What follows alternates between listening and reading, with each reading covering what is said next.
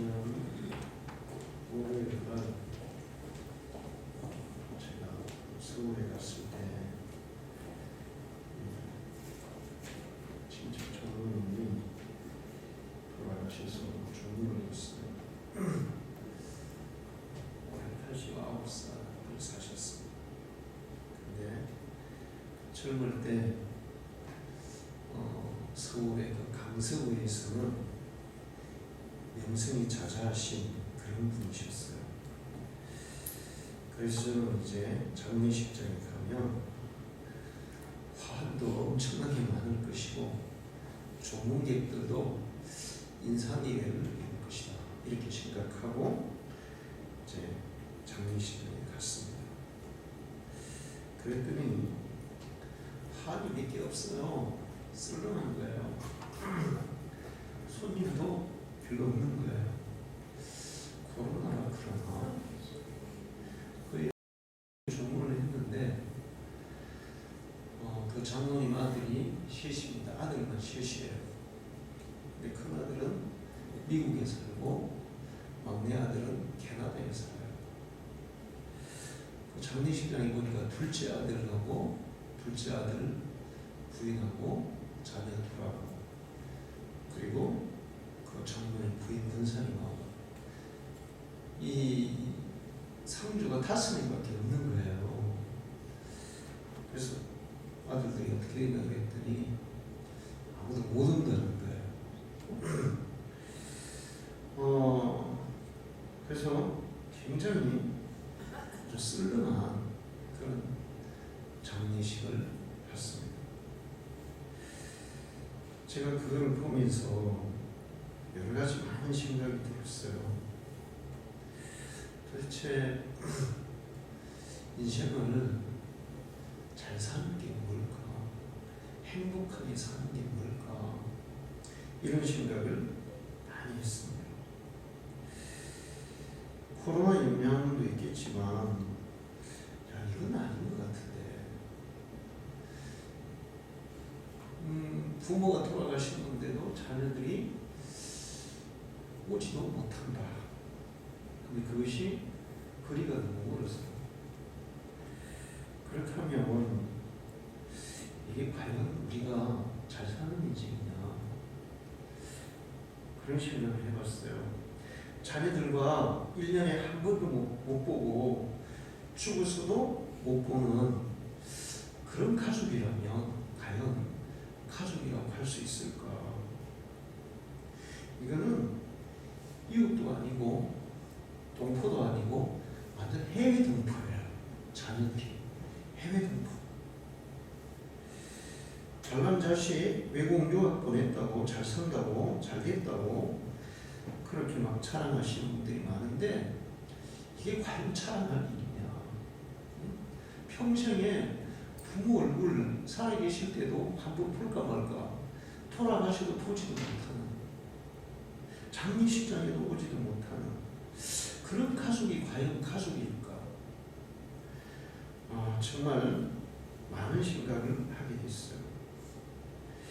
이건 행복이 아닌 것 같다.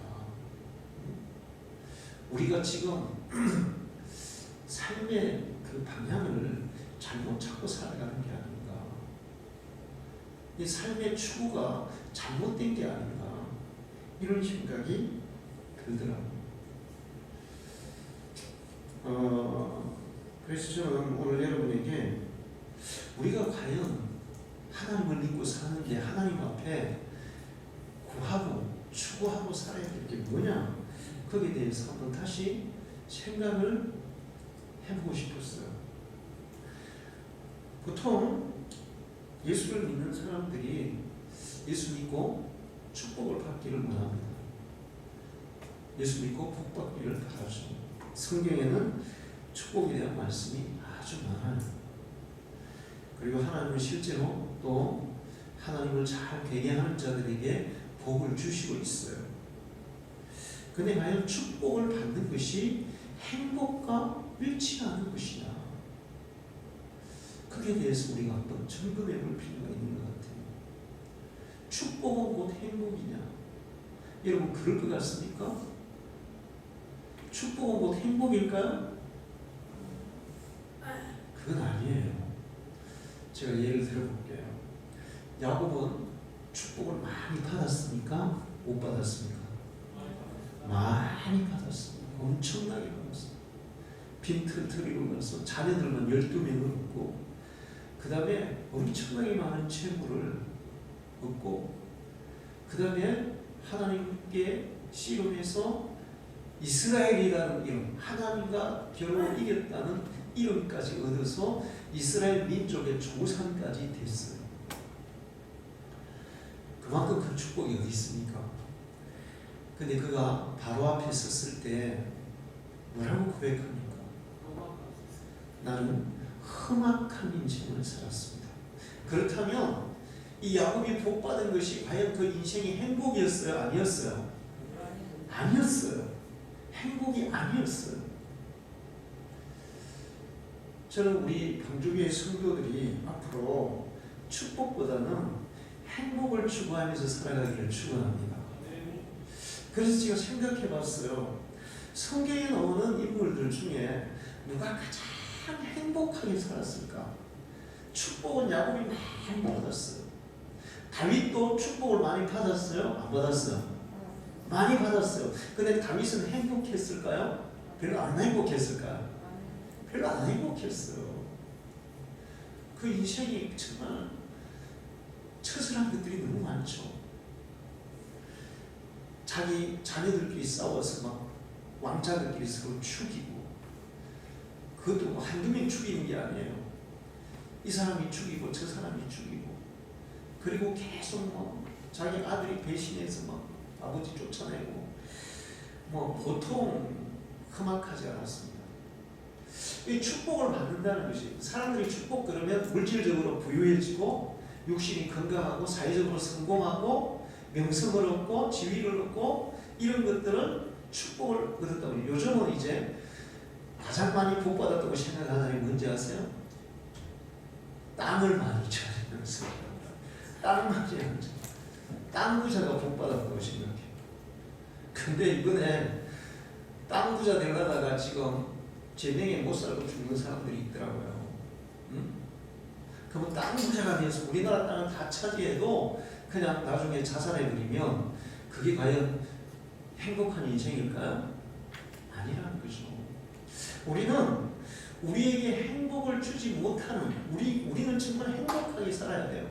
근데 그걸 주지 못하는 것들을 추구하다 보니까 사람들이 축복이라고 생각하는 그런 것들은 얻는데 결과적으로 행복을 잃어버리고 사는 그런 어리석은 인생을 살고 있다는 겁니다. 그래서 제가 성경에서 가장 행복하게 산 사람이 누군지를 생각해 봤어요. 여러분 누굴까요? 성경에서 가장 행복하게 산 사람이? 이삭이 좀 행복했죠. 그런데 이삭도 완전히 행복하지 않았어요. 그 때문에 형제 간의 갈등 때문에 형제 간에 서로 싸웠잖아요. 그래서 20년 동안 자식을 못 보고 살았어요. 나중에 하나님이 화해시켜 주기는 했지만 죽을 때는 두 아들이 같이 장례를 치렀어요. 그러나 형제 간이 뱃속에서부터 싸워서 형제 간의 불화로 인해서 이삭은 행복하다, 완전히 행복하다 이렇게 얘기하기가 조금 곤란해요. 자, 그러면 이삭보다 더 거의 완벽한 행복한 삶을 산 사람이 있어요. 누굴까요? 네? 누굴까요? 쉬워요. 아주 쉬워요. 정답은 요셉이었어요.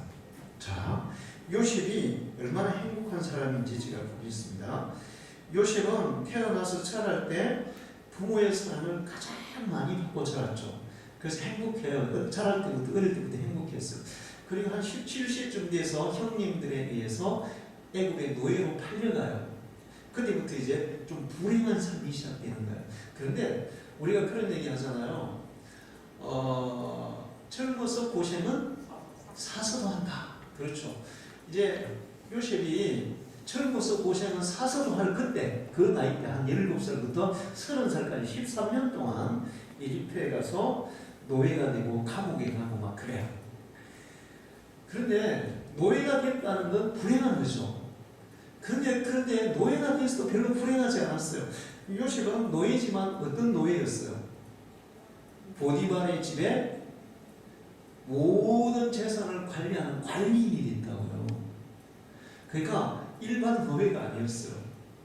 자, 노예였지만 그래도 행복했어요. 노예로서는 아주 행복한 거예요. 그 다음에 감옥에 갔어요. 누명을 쓰고 감옥에 갔는데 감옥에서도 다른 죄수들하고는 다르게 살았어요. 어떻게? 다른 죄수들을 돌봐주는 감옥의 간수처럼 자기가 죄수인데도 감옥의 간수처럼 그렇게 살았어요. 그러니까 13년 동안 노예 생활하고 감옥에 갔지만 그 가운데서도 노예로서는 가장 행복하고 또 죄수로서도 가장 행복한 그런 인생을 살았습니다. 그러다가 30살 때 뭐가 됩니까? 이집트의 국무총리가 됐어요. 지위는 국무총리였지만 실제적인 그 권한이나 권세는 왕보다 더 강하게 가지고 있었어요. 그래서 이제 이집트 왕이 요셉에게 내가 네보다 높은 것은 자리밖에 없어. 실질적으로 모든 권한은 다 너에게 있어. 이제 그렇게 됐죠. 자, 그러면 여기까지 요셉이 이제 성공하고 출세한 거예요. 근데 이제 그것 가지고 과연 요셉이 행복하다고 말할 수 있냐? 아니라는 거죠. 사회적으로 출세하고 또 뭐 부귀를 얻고 명예를 얻고 지위를 얻어요. 대통령이 됐어요. 그런데 그렇다고 해도 가족 관계가 원만하지 않으면 행복해야 안 해요? 안 하는 거예요. 자, 그 다음에 보세요. 이제 그리고 나서 요셉은 자기 형제들과 어떻게 합니까? 화해합니다. 할렐루야. 그러면서 형제 우애가 어떻게 돼요? 아주 돈독해졌어요. 그러니까 자기를 형제들에게로 팔아먹었지만 노예로 풀렸지만 요셉이 형제들을 사랑하고 포용하고 형제들을 돌봐주면서 형제 우애가 성경에 나오는 그 어떤 그 형제들보다도 돈독한 우애를 가졌어요. 할렐루야. 자, 여러분, 부모가 이삭처럼, 이삭은 정말 평온하고 평탄하고 장수하고 부부관계도 아주 좋고 정말 경제적으로도 여유 있고 다 좋았어요. 그러나 자식이 서로 싸우니까 어때요? 완전히 행복하네요. 그것 때문에 근심했다 그랬어요. 그러니까 행복하려면 형제 간에 어때야 돼요? 우애가 있어야 돼요. 화목해야 되는 거예요. 자, 그래서 이 요셉은 형제 간에 화목했어요. 자, 그 다음에는 자기 아버지를 이집트로 초청해서 거의 한 15년 정도 같이 살면서 아버지를 잘 공경했습니다. 그러니까 부모와 자녀와의 관계가 또 어때요? 사랑과 공경에 아주 좋은 관계를 이제 유지하면서 살아요. 형제간에 우애가 있어도 얼마 전에 그 유튜브에 사모님이 들었다는데 형제가 2명이 있어요. 아버지가 재산이 많았어요. 근데 아버지가 암이 걸린 거예요. 아버지가 암이 걸렸는데 유산을 아직 안 물려준 거예요. 그래가지고 아버지가 돌아가신 데 다 됐는데 형제가는 진짜 돈독해요. 그래서 아버지를 제주도 여행을 가져가요. 엄마하고 아버지를 제주도 여행을 모시고 갔어요. 그리고는 생선회를 직접 잡아서 생선회를 쳐주겠다고 배를 하나 빌려서 아버지 어머니를 태우고 바다로 나간 거예요. 그리고는 이제 생선을 이제 잡아가지고 회를 이제 썰었어. 그리고는 그때 아버지에게 아버지 유산을 주십시오 이렇게 된 거예요. 서로 유산을 달라 그랬어요. 그러면서 거기서 형제가 거기까지는 진짜 서로 이제 의기투합한 거예요. 그리고는 막 유산을 달라는 거예요. 근데 아버지가 못 준다 그랬어요. 그래가지고 형제들이 서로 싸운 거예요 이제. 그러다가 아버지가 열받아가지고 돌아가신 거예요. 돌아가셨는데 돌아가시기 전에 아버지가 유서를 써가지고 엄마한테 준 거예요. 그러니까 이제 아버지가 돌아가셨잖아요. 그럼 돌아가시면 상속이 어떻게 됩니까? 자동으로 이제 엄마, 형제하고 세 명이 갈 거 아니에요. 그래서 이제 엄마를 무인도내에 버려버리는 거야. 무인도내에 버렸어. 그럼 엄마가 이제 버리고는 이게 뭐야? 무슨 신고예요? 실종 신고 해버리는 거야. 그러면 이제 엄마가 이제 사망 처리되면 유산을 묻게 되는 거예요. 형제들이 되는 거잖아. 그런데 무슨 얘기가 나냐? 엄마가 무인도에 버려졌는데 거기서 이제 버려져 가지고 이제 뭐 어디가도 못하고 죽게 되는데 어떤 낚시하는 사람이 그 무인도에 사람도 잘 안 가는데 낚시하고 갔다가 엄마를 발견한 거야.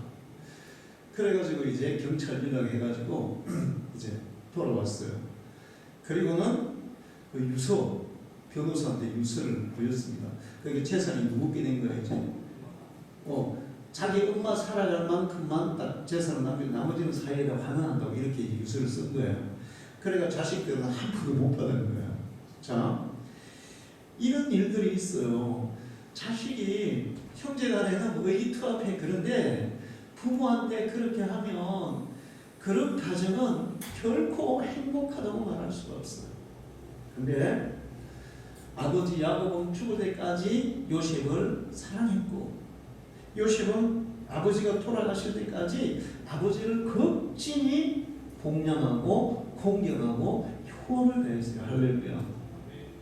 그러니까 행복한 거예요. 자, 근데 여기까지만 가지고 행복한 게 아니에요. 나중에 요셉은 110세를 살았습니다. 건강하게 장수했어요. 자, 장수는 축복인데 병 들어가지고 막 아프면서 장수하면서 축복이 아니죠. 건강과 장수가 같이 가야 축복인 거야. 요셉은 110세를 살았지만 110세를 살면서 자기 아들의 므낫세의 정손자를 품에 안고 키웠더라. 할렐루야. 자, 이거는 뭐예요? 건강이 따라줬다는 게 안 따라줬다는 거야. 이번에 있잖아요. 제가 우리 소년딸이 태어나서 지난번에 그 월요일 밤에 이제 가서 잤는데 우리 소년딸이 좀 별나더라고요. 뭐가 별나냐? 밤에 잠을 잘 안 자. 계속 울어. 그러면 지 아빠가 밤새도록 얘를 안고 이제 채워야 되는데 깜빡 자다가 한 시간 정도 자다가 또 깨가지고 울면 또 안고 막 완전히 안 하면 그냥 안고 있으면 안 돼. 춤을 춰야 돼. 춤을 춰야 돼. 그래야 좀 조용히. 그래서 제가 이제 자다가 자꾸 뭐 우니까 제가 깨가지고 야, 이리 줘봐라. 내가 안아볼게. 그래서 내가 안았는데 와, 힘들더라고요. 힘들어요. 이 뭐가 힘들었을까요? 제가 이렇게 안고 있는데 얘가 안고 있으면 울어. 내가 안고 있으면 더 큰 소리로 울어. 그래서 내가 막 채우려고 이제 의성이 좀 이제 쉬게 해주려고 채우려고 하는데 내가 하는 거 더 큰 소리로 울죠. 거기다가 내가 불안한 게 뭐냐면 얘가 막 울면서 막 이렇게 나부대니까 혹시 얘 떨어뜨릴까 봐. 떨어뜨릴까 봐 불안한 거예요.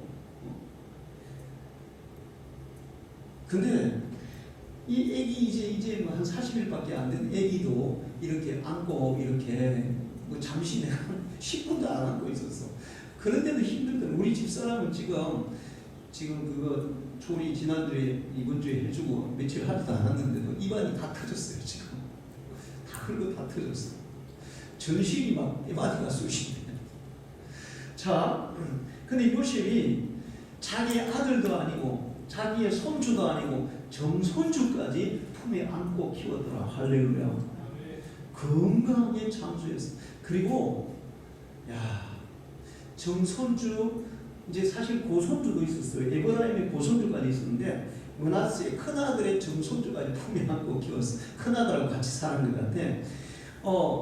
그러니까 손주들 정손주까지 이렇게 품에 안고 키운다면 자, 얼마나 행복할까. 할렐루야.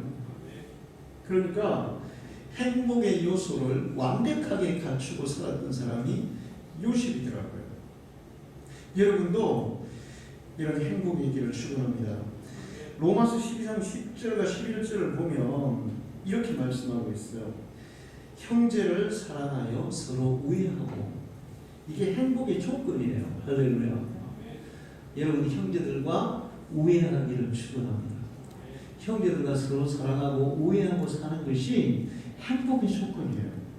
그 다음에 존경하기를 서로 먼저 하며, 윗사람에 대해서, 부모님에 대해서 공경하고 사랑하고 표를 다하는 것, 그게 행복의 조건이에요. 할렐루야. 부모도 행복하고 그렇게 하는 자녀도 행복한 거예요.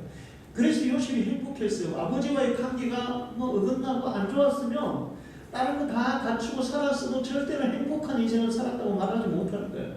근데 부모와 아버지와 요셉의 관계가 끝까지 사랑하고 공경하는 그런 관계를 가지고 살았어요. 그 존경하기를 서로 먼저 하며, 윗사람에 대해서 존중심과 존경심을 가지고 부모를 공경하며 살아가는 것, 그것이 행복의 조건이라는 거예요. 할렐루야. 요즘 우리 청년들이 결혼 예비 공부를 하고 있어요. 지난주에 주제가 부모는 자녀를 독립시키라. 결혼하면 독립시키라는 거야. 경제적으로, 심리적으로 완전히 인생의 결정권을 이제 자녀에게 이양시켜 주라는 거예요. 여러분 잘 듣고 그렇게 하시기를 축원합니다. 우리 정집사님, 권집사님, 박집사님, 최장로님, 유장로님 잘 들으시고, 결혼하면 자녀들에게 이 결정권을 이양해 주는 것이다. 모든 결정권을. 그러면 이제 결혼하고 나면 자녀들은 부모와 그러면 이제 결정권을 받았으니까 부모와 이제는 간절하고 사는 것이 아니라, 결혼을 하고 나면 부모를 더 잘 공경해야 된다. 그 부모를 가장 잘 공경하는 방법은 뭐냐? 그게 이제 지난주 주제였어요.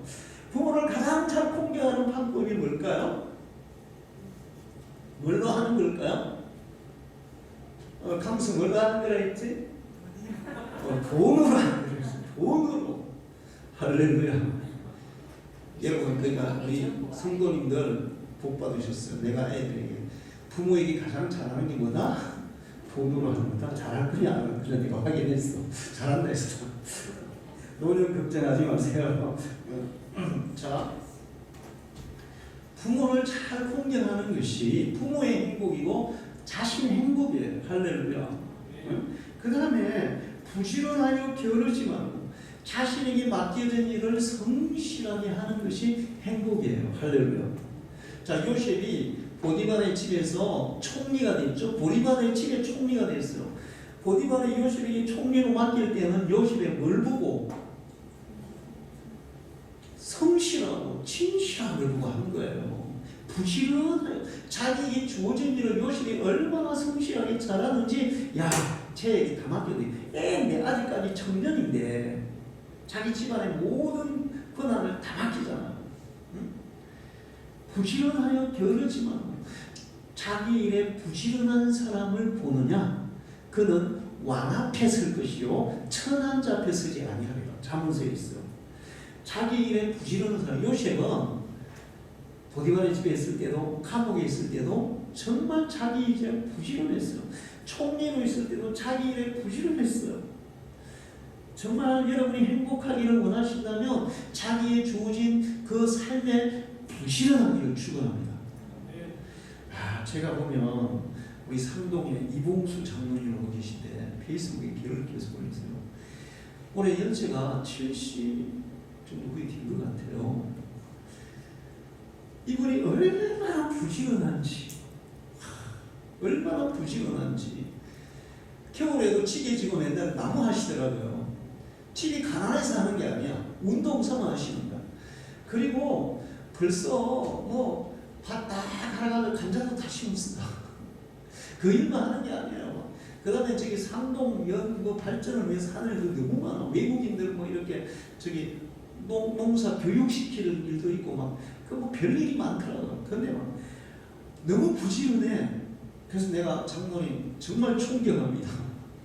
어떻게 이렇게 부지런하십니까? 그런데 이분이 너무 건강하신 거예요. 얼마 전에 세상에 지리산을 종주했어요. 어떻게 종주했냐? 밤에 6시에 지리산 입구에 가지고 밤새도록 걸어가지고 지리산을 넘어갔어. 우리는 죽었어 그러면. 얼마나 건강해요. 세상에 지리산을 세상에 그거를 우리는 올라가는 것도 무서운데 노고다 올라가는 것도 겁나는데 그 천왕봉부터 해가지고 한 바퀴 밤새도록 걸어서 한 바퀴를 도는 거야. 그 건강 비결이 뭡니까 그랬더니 건강 비결이 뭐였을까? 부지런이었어요. 할렐루야. 부지런하게 살아야 행복합니다. 할렐루야. 그리고 마지막으로 열심을 품고 주를 섬기라. 이 로마서 10장에 열심을 품고 주님을 섬기라. 오늘 성경 여호와를 경외하며 그 도를 행하는 자마다 복이 있도다. 그렇게 하나님을 경외하며 하나님의 말씀대로 살아가는 사람이 행복하도다. 그런 사람이 행복하다는 거예요. 열심을 품고 주를 섬기는 사람. 요즘 우리나라는 핵가족화돼서 이제 가족들이 다 뿔뿔이 겉을 떨어져 살죠. 근데 이제 핵가족이 아니라 이제는 핵가족보다 더 이제 심해졌어요. 뭐예요? 한 가정에 한 명 사는 거야. 그건 뭐예요? 단독세대. 단독세대. 얼마나 단독세대가 많은지 몰라. 그래가지고 단독세대로 살던 사람이 자살을 하거나 죽으면 알아요? 몰라요? 모르는 거예요. 그러니까 나중에 막 냄새가 나가지고 뭐 가가지고 보면 막 죽어서 미라가 돼 있고 막 그래요. 후쿠시마 원전 사고가 이제 18일이 오늘 3월 18일이 10년째 되는 날이에요. 근데 후쿠시마 원전 사고가 났을 때 가장 피해를 많이 본 마을이 무슨 마을이냐 하면 쓰시마라는 마을이에요. 쓰시마. 원래 쓰시마는 대마도를 쓰시마라는데 그게 말고 후쿠시마에 쓰시마라는 작은 마을이 있어요. 한 2-3천 명 살던 마을이에요. 원전 사고 나서 여기에 방사능이 그쪽으로 확 바람이 불어가지고 그쪽으로 다 쏠린 거예요. 이제. 그래가지고 이제 방사능 오염이 됐어. 그래서 사람들이 엄청나게 이제 오염으로 죽고 도망간 거예요. 그리고 10년이 지났는데도 지금 그 마을에 사람이 살 수 있을까요? 없을까요? 못 살아요. 방사선 그 피폭량이 아직도 엄청나게 많기 때문에 거기에 가서 한 달만 살면 다 죽는 거예요. 그래서 방사능이 피폭되니까 집이 그대로 있겠어요? 없겠어요? 집이 그대로 있어요. 그대로. 방사능만 피폭이니까. 재산도 그대로 있고 뭐 다 그대로 있어. 그런데 사람이 살 수는 없는 거야. 자, 그런데 또 어떤 마을은 피폭이 됐는데 조금 이제 그 방사능량이 줄어들었어. 그래서 정부에서 돌아가서 살다 그랬어요. 근데 그럼에도 불구하고 기준치보다 훨씬 높아. 한 10배 이상 높아. 그래서 어떤 사람들이 돌아가냐면 65세 이상 넘은 사람들. 어차피 이제 살아봤자 내가 얼마 살겠어. 고향에서 내 집에서 살다 죽을 거야. 이런 사람들만 집으로 돌아간 거야. 그 마을은. 그래서 그 마을은 한 집에 한 명씩밖에 안 살아요. 자녀들은 못 돌아오는 거예요. 그리고 집에 오지도 못해요. 방사능 피폭될까봐. 그러니까 부모들이 60세 이상 넘은 부모들이 자기 집에서 혼자서 살다가 그냥 죽는 거야. 전부 다 거기는 고독사예요. 고독사. 고독사가 뭐야? 혼자서 아무도 없이 고독하게 죽는 거죠. 제가 그거 보면서 야, 이 방사능 노출도 정말 큰 저주지만 이렇게 사는 거 이 저주다 이게 진짜. 그런 생각이 들었어요. 자, 북한이 우리나라 남한을 못 쳐들어오는 이유를 아세요? 첫 번째 이유는 중학생들 때문에 그렇대요. 중학생들이 완전히 물불을 질풍노도의 중학생들이 있어서 이 감당이 안 된대요. 내가 축구할 때 보면 그래요. 고등학생들은 조금 척이 들더라고요. 중학생들은 진짜 감당이 안 되더라고요. 그런 애들 때문에 못 쳐들어오는. 그게 중학생이 무서워서. 근데 또 못 쳐들어온 이유가 있어요. 총각시만 무서운 게 아니라 폭주족이 있어서 무서워서 폭주족. 폭주족이 많아야 못 쳐들어. 그러니까 북한이 지금 미국한테도 막 맞짱 뜨자 그러고 막 큰 소리 치는 이유는 뭐예요? 자기들이 뭐가 있다는 거예요? 핵무기 있다는 거예요. 핵무기. 자, 그런데 북한이 핵무기 있는데도 불구하고 우리나라를 못 쳐들어오는 거야. 우리는 집집마다 전부 다 핵무기가 다 있대. 핵가족이잖아, 핵가족. 그래서 집집마다 핵무기가 있어 못 쳐들어온다. 핵가족. 근데 이게 행복이 아니라 불행이라는 것입니다. 핵가족이 불행이라는 거예요. 하나님은 아담이 혼자 살 때 복이 좋았어요? 나빴어요? 복이가 나빠서 혼자 사는 건 복이 나쁜 거예요. 그래서 하나님이 아담이 독채하는 것이 혼자 사는 것이 보기가 좋지 않아서 돕는 배필 하와를 만들어 주시고 가정을 이루게 하시고 그리고 가정을 이루면서 하나님이 축복하신 게 뭐예요? 생육하고 번성하라. 뭐 하라는 거예요? 자녀들을 많이 낳아서 자녀들과 함께 행복한 삶을 살라는 것입니다. 생육하고 번성하라. 그래서 성경에 보면 구약에도 그렇고 신약에도 그렇고 거의 뭐 초반에 거의 구약에 보면 뭐 창세기부터 뭐 역대 뭐 사무엘 뭐 그다음에 이렇게 보면 마태복음 전부 다 처음에 나오는 건 뭡니까? 누가 누구를 낳고 할렐루야. 자, 누가 누구를 낳고 얼마를 살다가 죽었다. 낳는 얘기로 가르쳐요. 그러니까 이 세상에서 하나님이 주시는 제일 큰 축복은 뭐예요? 자녀의 출산이에요. 할렐루야. 오늘 이건 성경에 자녀들이 그 뭐라고 돼 있어요? 내 안에는 결실한 포도나무 같으며 내 식탁에 둘러앉은 자식들은 어린 감람나무 같으리로다. 이게 뭐냐면 자식들이 상앞에 이렇게 쫙 둘러앉았는데 뭐라 그럴까요? 이 어린 감람나무라는 게 뭐냐면 감람나무가 뿌리가 이렇게 쫙 이렇게 뻗어 있대요. 어릴 때 쫙 뻗어 있대. 그래서 그것처럼 그렇게 보인다는 거예요. 그러니까 자녀들이 이렇게 많이 있다는 것은 하나님 보시기에도 좋고 엄청난 축복이라는 거죠. 자, 그런데 요즘 우리나라는 이 엄청난 축복, 엄청난 행복의 근원이 되는 자녀들을 소홀히 하고 함부로 하고 있습니다. 아이들을 부모가 죽이는 천인공노할 그런 악행이 꼬리를 물고 일어나고 있습니다.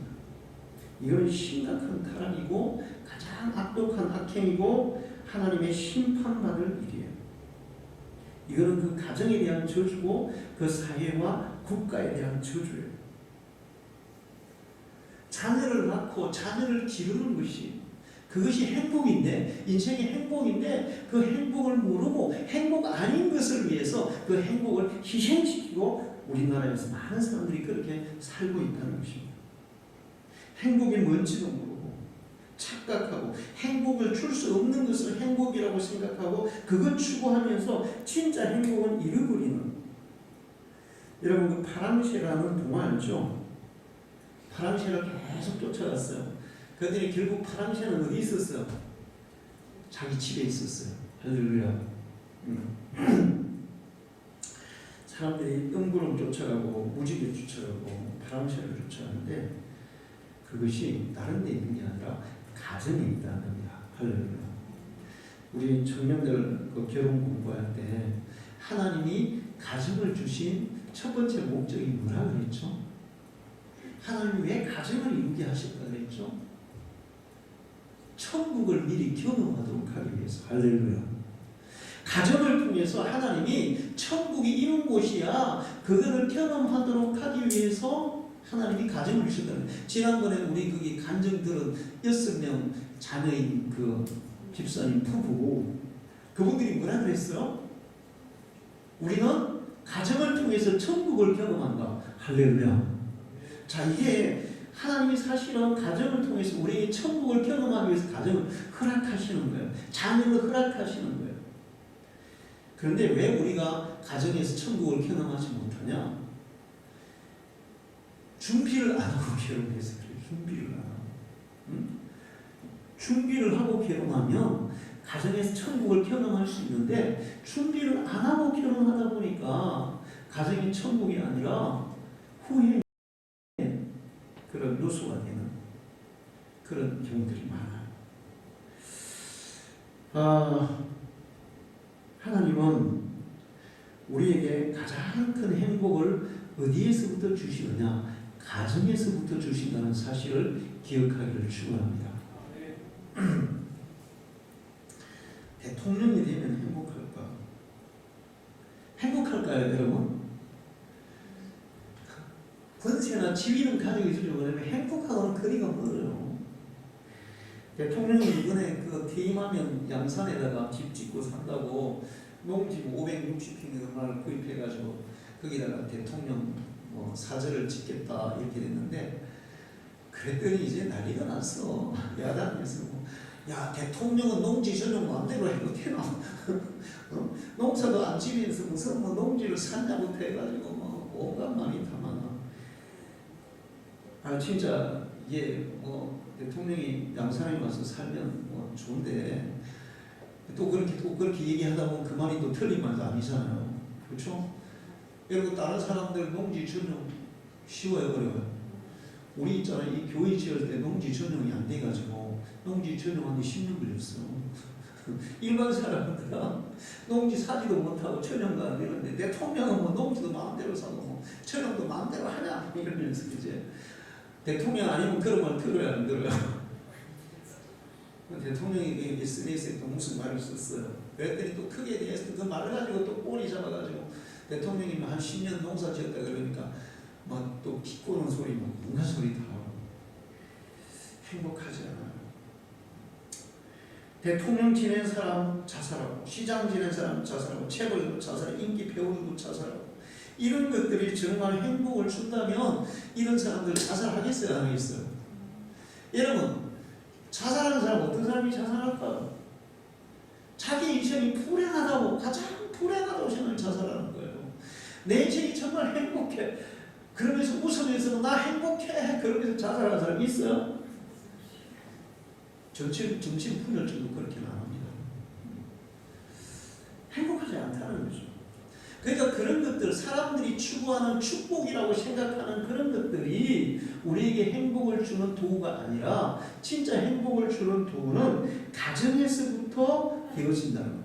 요셉이 진짜 행복했던 것은 애굽의 총리여서가 아니라 형제간이 화해하고 화목하고 우애하고 부모를 잘 공경하고 부모가 자녀를 사랑하고 또 자녀들을 잘 알아서 그 자녀들을 품에 안고 이렇게 키우면서 살았던, 그래서 요셉이 진정으로 행복했던 사람이라는 겁니다. 할렐루야.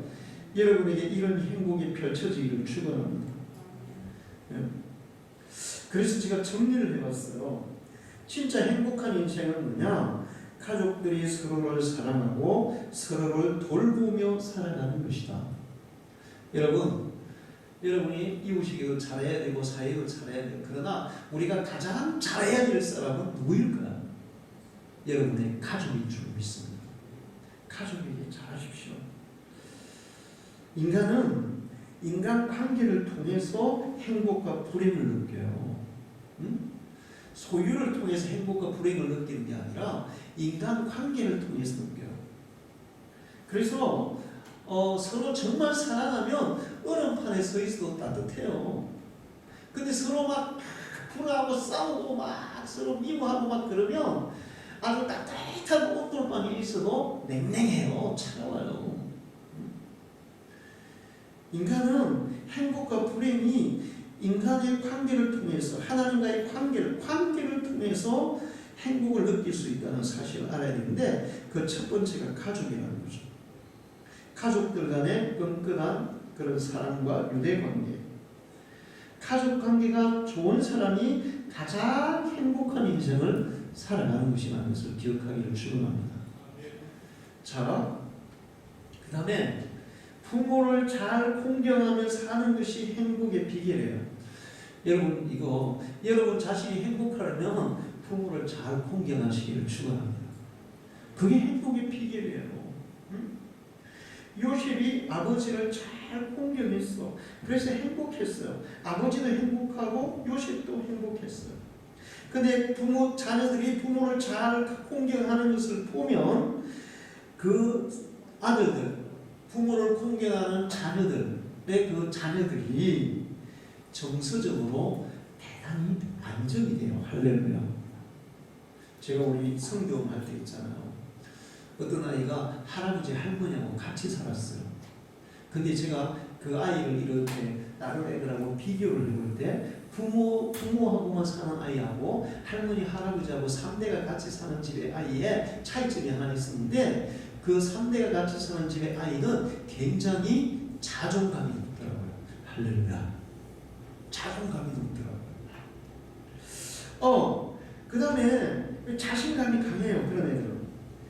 그리고 부모를 잘 공경하는 집안에서 자라는 아이들은 바르게 성장해서 나중에 그 아이도 그 부모를 공경하고 윗사람을 존중하는 그런 사람으로 자연스럽게 자랄 줄 믿습니다.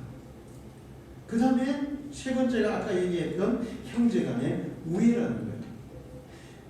이삭이 정말 행복한 사람이지만 형제가 맨날 싸우고 그리고 또 막 서로 얼굴도 못 보고 살고 그래서 그 100% 행복할 수 있다고 얘기할 수가 없었어요. 부모가 자녀들이 막 용돈 많이 줘요. 근데 형제가 맨날 싸우고 있어요. 그럼 행복하겠어요? 행복할 수가 없어요. 형제간에 우애하는 것을 볼 때 부모는 행복할 줄 믿습니다. 그리고 형제간에도 마찬가지예요. 서로 우애해야 마음이 편하고 즐겁고 행복한 거예요. 만약에 여러분이 형제간 사이에 뭔가 안 좋은 일이 있다. 여러분이 먼저 화해를 요청하기를 축원합니다. 그렇게 해서 우애를 회복하기를 축원합니다. 그래야 여러분이 더 행복해질 수가 있어요. 그 다음에 자녀들과 처럼 이거 진짜 자녀들과 함께 살아가는 것이 진짜 가장 큰 행복이다. 요즘은 이제 핵가족 시대가 돼서 한 집에는 못 살아요. 우리 집사람 그 친구 사모님 교회에 장로님이 한 분 계세요. 근데 그 장로님은 집이 좀 부유하신지 집에 뜰도 정원도 엄청 크고 그렇대요. 근데 일주일에 한 번씩 자기 자녀들 그 다음에 또 자기 동생들 다 초청해서 이렇게 고기 파티를 뜰에서 하신다더라고요. 일주일에 한 번씩 다 불러다가 그 장모님 집에 모여가지고 같이 밥 먹고 막 그런대요. 와, 저 그게 너무 부럽더라고요. 그래서 내가 우리 형제들에게 우리 1년에 한 번이라도 한번 해보자 그랬더니 그것도 안 돼요. 1년에 한 번도 안 돼요. 왜? 동생은 춘천 살고 형님은 일산 살고 나는 길에서 이거 정말 행복이 아니에요. 거기다가 우리 지금 아이들도 마찬가지예요. 세상에 손주 낳았는데 21일 만에 처음 얼굴 보고 그 다음에 40일 만에 한번 알아보고 와 이게 뭡니까 도대체. 여러분 우리 방주교의 성도들은 최소한 자녀들이 일주일에 한 번씩은 같이 모여서 밥을 먹을 수 있는 그런 삶을 만들어가기를 축원합니다. 우리 청년들 잘 들어야 돼요. 부모하고 알 떨어지면 행복할 때는 천만의 말씀, 만만의 복덕이라 그러는데 부모들하고 가까운 데서 함께 일주일에 한 번 정도는 그래도 얼굴을 보고 같이 밥을 먹고 같이 대화를 나누고 그리고 자녀를 낳으면 부모들이 정말 안아줄 수 있고 축복할 수 있고 칭찬할 수 있고 함께 예배도 드리고 기도하고 찬양도 할 수 있는 그런 가정을 이루기를 축원합니다. 제가 지금 생각이었으면 우리 애들을 절대로 선물로 안 보낸다. 요 가까이서 딱 잡고 있지. 이건 제가 젊을 때는 그래 인간이 태어났으면 사회적으로 많은 기여를 하고 살아야 돼. 정말 사회적으로 큰 좋은 일들을 하고 살아야 돼. 그런 생각으로 그냥 아이들을 저기 넓은 데 가서 이렇게 뭐 하라고 했는데 그렇다고 다 그렇게 되는 것도 아니고 그렇게 된다고 해서 행복한 것도 아니고 애들이 막 공부 잘하고 출시해가지고 막 미국 가서 사는 거 전혀 행복한 게 아니고, 내가 이번에 우리 며느리한테 그랬어. 너희들 절대로 외국 가서 살 생각 하시는 거야.